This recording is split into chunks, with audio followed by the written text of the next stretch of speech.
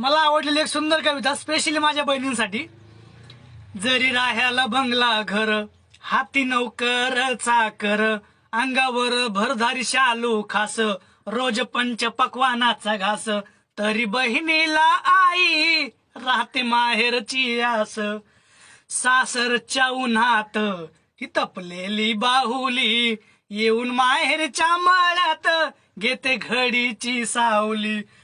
प्रेम हक्काने भांडण करते, घर माझ्याही बापाच म्हणते, बायकोला भेऊ नको बोलते, आई बापाला सांभाळ म्हणते.